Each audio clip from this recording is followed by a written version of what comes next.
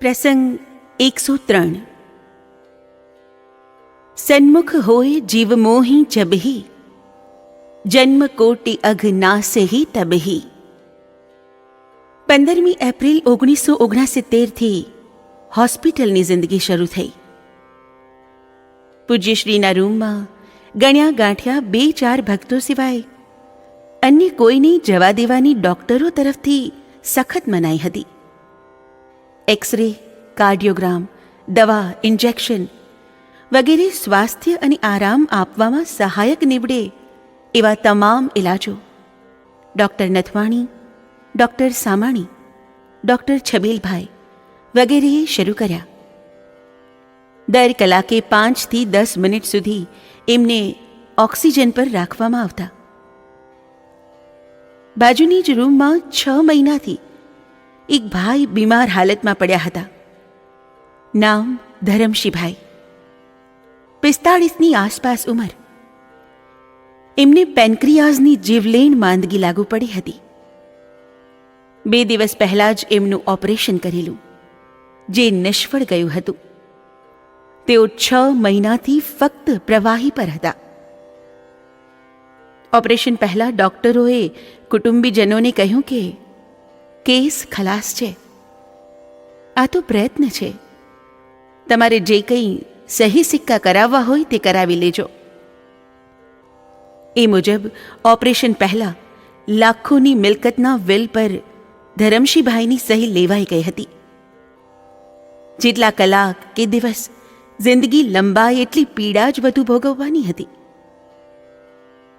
એમના માએ જ્યારે જાણ્યું કે શ્રી રણછોડદાસજી મહારાજ બાજુની જ રૂમમાં છે, ત્યારે એ આશા ભર્યા મારી પાસે આવ્યા ને બધી હકીકત ટૂંકમાં જણાવી અને કહ્યું, મારું એક કામ કરો બહેન, છોકરો બચશે નહીં એમ ડૉક્ટરોએ કહી જ દીધું છે, એટલે બીજી કોઈ આશાથી નહીં, પરંતુ એક જ આશા છે, એને મહારાજ શ્રીના દર્શન કરાવવાની મારી ઈચ્છા છે. અંત ઘડીએ આવા મહાપુરુષના દર્શન પામે તો એનું મોત સુધરી જાય. તમે મહારાજશ્રીને પૂછી જુઓ, એ આજ્ઞા આપે તો હું એને સ્ટ્રેચરમાં અહીં લાવવાનો પ્રબંધ કરું. માજી, મેં એમને સમજાવ્યા, મહારાજશ્રીની હાલત અત્યારે કેટલી ગંભીર છે એની તમને ખબર છે. ડૉક્ટરો સિવાય કોઈ એમના રૂમમાં જઈ શકતું નથી. કોઈ પણ આઘાતપ્રદ કે દુઃખદ સમાચાર એમને ન પહોંચાડવાની ડૉક્ટરોની કડક ચેતવણી છે. આ સ્થિતિમાં તમારી ઈચ્છા કઈ રીતે પૂરી થઈ શકે? નિરાશ થઈને એ ચાલ્યા ગયા. બીજે દિવસે પાછા આવ્યા, કહે, બહેન, મહારાજશ્રીના રૂમનો દરવાજો જરાક અમસ્તો ખોલી આપશો તો હું એમની ઝાંખી કરી લઉં. પછી જઈને હું છોકરાના અંગ પર હાથ ફેરવી લઈશ. એટલે થયું. રૂમની બહાર બપોરની સંપૂર્ણ શાંતિમાં સાવ ધીમે ધીમે થયેલી એ વાતચીતના શબ્દો, ના, શબ્દો નહીં, પણ માની મમતા અને હૃદયનો ભાવ પૂજ્યશ્રી પાસે પહોંચી ગયા. એકાએક પૂજ્યશ્રીનો અવાજ આવ્યો, બહાર કોણ હૈ દમુ, ઉસે ભીતર આને દે. માજીએ આવડી મોટી આશા રાખી નહોતી. એ કૃપા વરસાદથી ભીંજાયેલું માનું અંતર અંદર જતાં જ આંખો વાટે વરસી પડ્યું. દરવાજામાં ઊભા રહી 2 હાથ જોડીએ ચોધાર આંસુએ રડી પડ્યા. ક્યોं माँ, इतना क्यों रो रही हो, क्या बात है? કરુણાસભર અવાજે પૂછતા પૂજ્યશ્રી પથારીમાં એકદમ બેઠા થઈ ગયા. મેં ટૂંકામાં સર્વજ્ઞ પૂજ્યશ્રીને બધી હકીકત જણાવી. અનંતપુરવાળા રમેશભાઈ એમની બાજુમાં જ ઊભા હતા.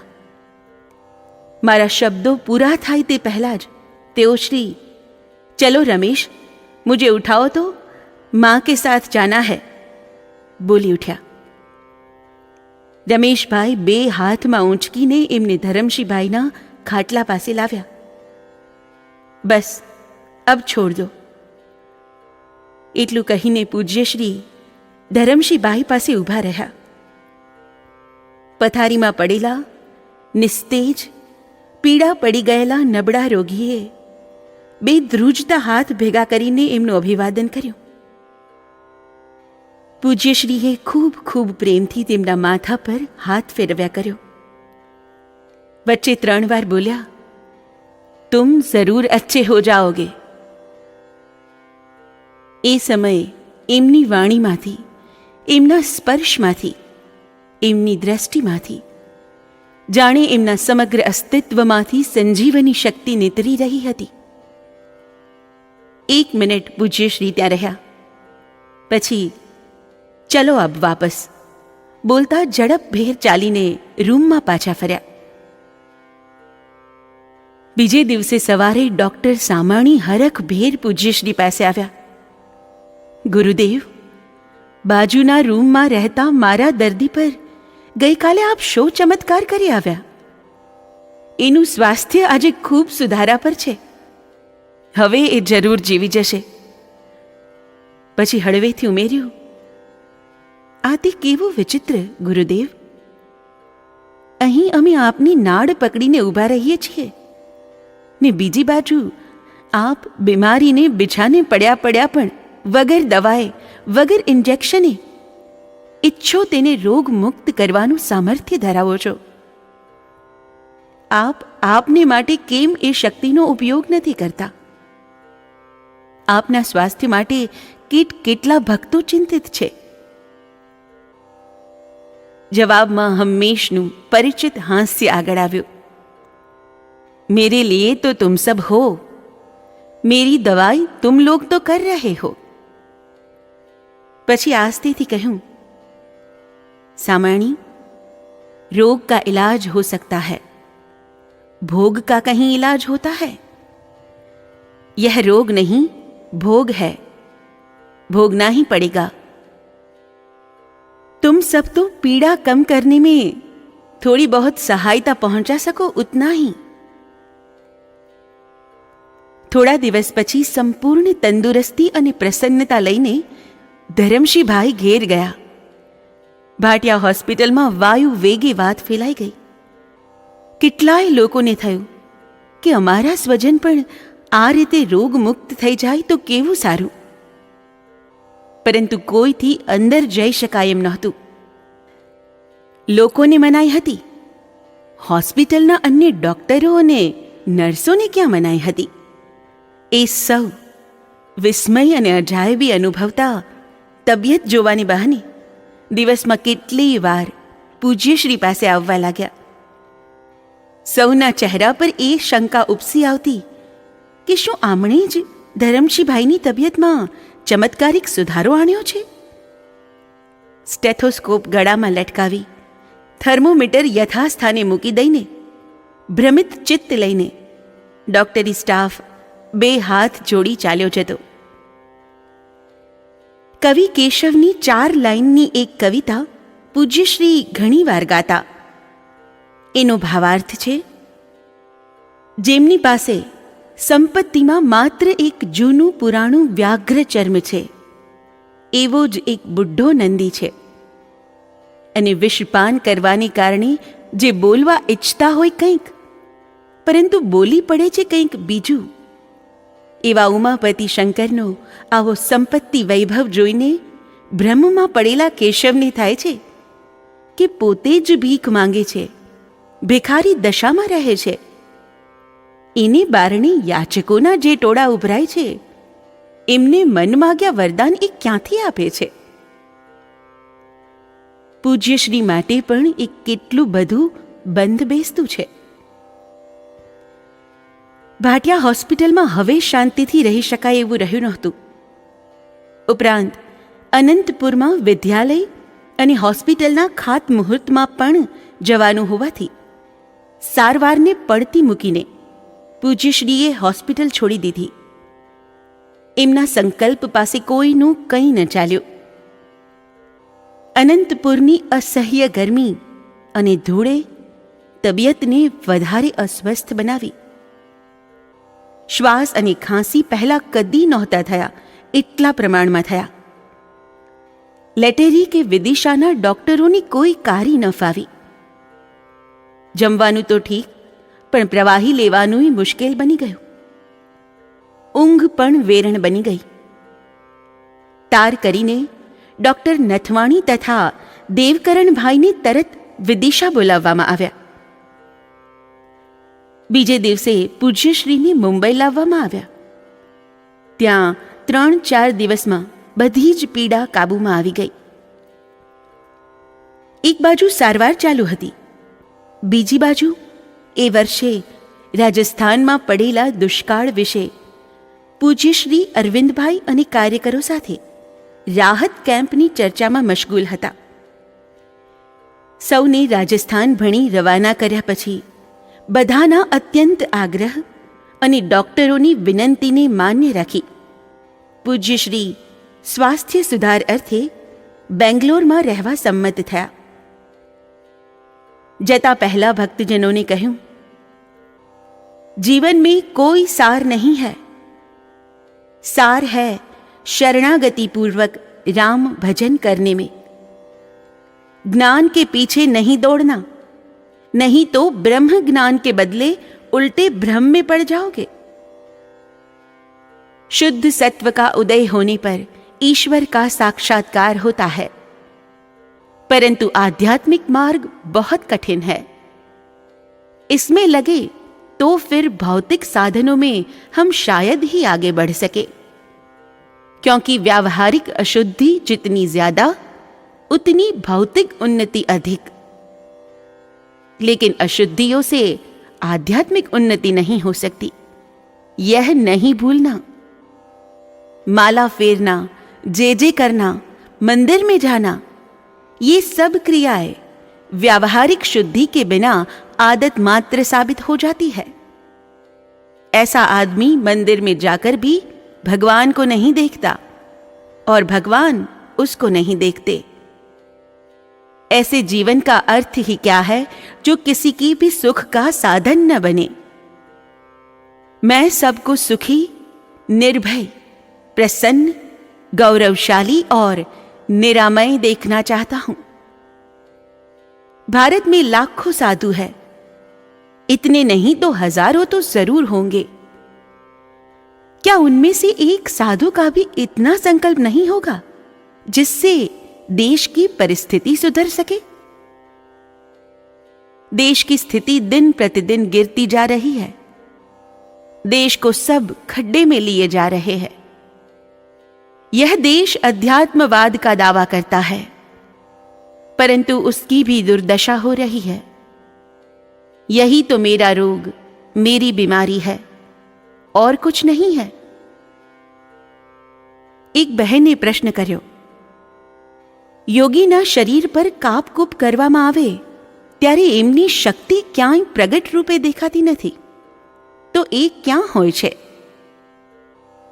પૂજ્યશ્રીએ કહ્યું, योग शक्ति शरीर की शिराओं में, नसों में व्यापक रूप से रहती है. शरीर के जो स्नायु है उनमें व्यापक तत्व है. मैं उदाहरण देकर समझाऊं. आंख को बाहर निकालकर यहां रखी जाए तो तुम देख सकोगी?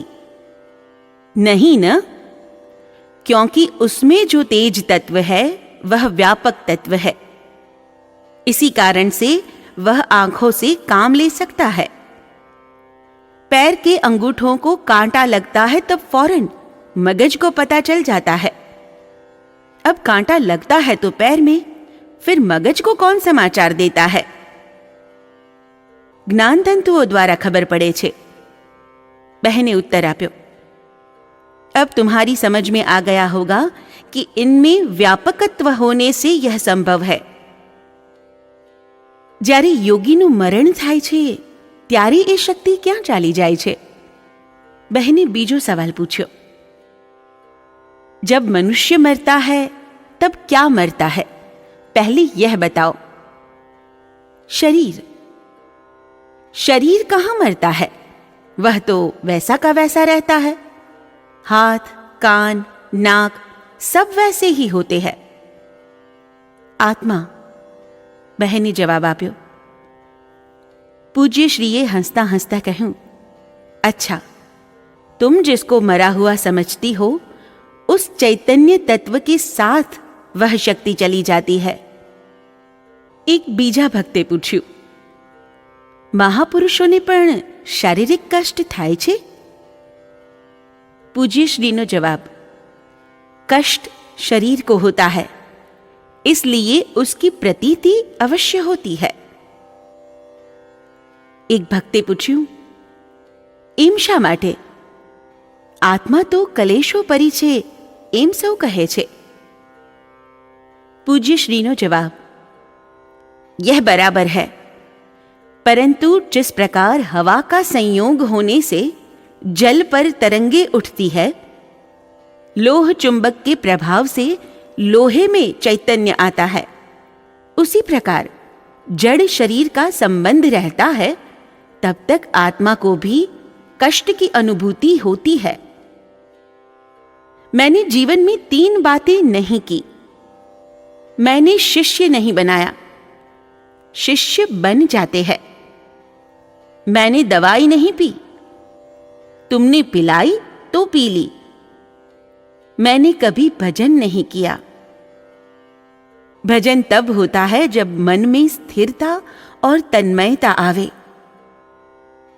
जब भगवान सब में है यह मालूम पड़ जाए, तब आत्मसमर्पण हो जाता है। आत्मसमर्पण में निज संकल्प चला जाता है। कोई कहे चलो तो चले, उठो तो उठे, फिर वह कार्य करता है, पर मशीन की तरह से। પછી વેદભાઈને ઉદ્દેશીને કહ્યું, मुझे मत भूलना। मुझे मतलब इस चमड़ी को नहीं, मेरे जीवन सिद्धांत को नहीं भूलना। सर्व में और सर्वत्र उसी को, यानी भगवान को देखना। दीन जनों की सेवा और अपना आत्मकल्याण करना। सत्य, अहिंसा, अस्तेय, ब्रह्मचर्य और अपरिग्रह, ये तो वेद भगवान के सिद्धांत है।